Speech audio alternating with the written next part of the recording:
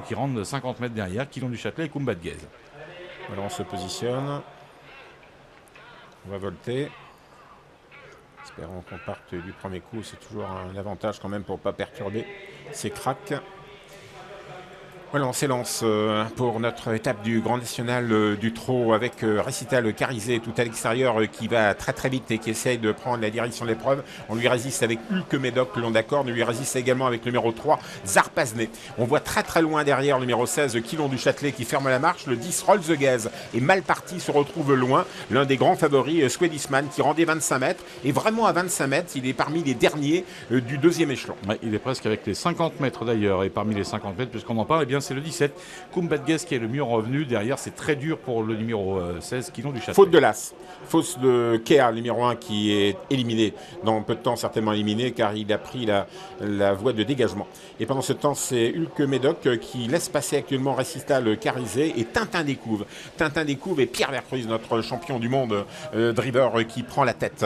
Tintin Découvre, quand il prend la tête, il peut aller très très loin quand il est dans de bonnes dispositions. En deuxième position, le 6, Récital Carizé. On a le 9 et le 6 aux avant-postes. Cyric, qui avait dû assurer les premiers mètres. Numéro 7, Cyric, Franck Ouvry se rapproche. Kazakh bleu, manche jaune. Passamacody est dans son sillage. Et toujours Schwedisman au dernier rang, mais tentant sa chance dans le dos très cool du coup. Il est sorti un petit peu, tiré du Val d'Estaing pour voir ce qui se passait devant, où il allait peut-être pouvoir suivre un cheval, notamment l'aspiration de Trescoul Ducos, qui se montre très actif maintenant et qui va lui permettre de revenir dans son sillage pour intégrer peut-être le peloton de tête au moment où on va repasser devant nous, PJ. Sud est loin, Ubriaco est loin également, d'un peloton quand même assez groupé sous la conduite de Pierre Vercruysse avec Tintin Découvre numéro 9, bel effort de Trescoul Ducos numéro 13 avec Franck Nivard à l'extérieur. Quel élan d'accord de Hulk Médoc, pas loin se retrouve Récital Carizé et voilà Schwedisman qui se rapproche à l'extérieur. C'est le rose qui vient très très vite à l'extérieur. Le rose qui va devenir jaune car il va prendre la tête.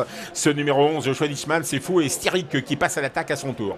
Voilà, et au passage devant nous, donc il a réussi dans son entreprise tiré du Val d'Estaing. Du coup, il reprend un petit peu la voilure devant et le voilà maître du jeu.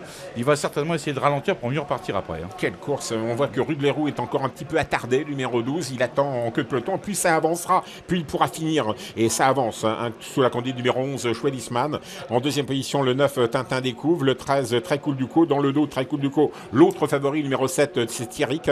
Quel élan d'accord de 8, Hulk Médoc. Et on se rapproche avec Triomphe de Félière également, le numéro 14. Une course un peu bloquée devant. Vous parliez un instant, PJ, du numéro 12, Rudlerou. Eh bien, son driver patiente, une course d'attente. Sébastien Ernaud sait le faire. Mais il a beaucoup de ressources en tout cas. Attention à lui lorsqu'il va envoyer. Alors qu'on voit Triomphe de Félière qui va admirablement dans le dos de Styric. On aborde comme ça la ligne d'en face, toujours sur la conduite numéro 11, Schwedisman, Thierry du Val d'Estaing, Franck Nivard, le 13, Trescoul Ducos en deuxième position, en dedans, le numéro 9, Tintin Découvre, une grosse cote. Ce numéro 9 à 30 contre 1. À son extérieur, c'est Styric, numéro 7, qui n'a pas encore déboîté. Rudlerou n'a toujours pas déboîté. Voilà. S'il passe à l'attaque. Il vient très fort à cet instant, Rudlerou. On le savait, Sébastien Arnaud a beaucoup de ressources. Et le voilà maintenant qui, en quelques enjambées, rejoint le leader.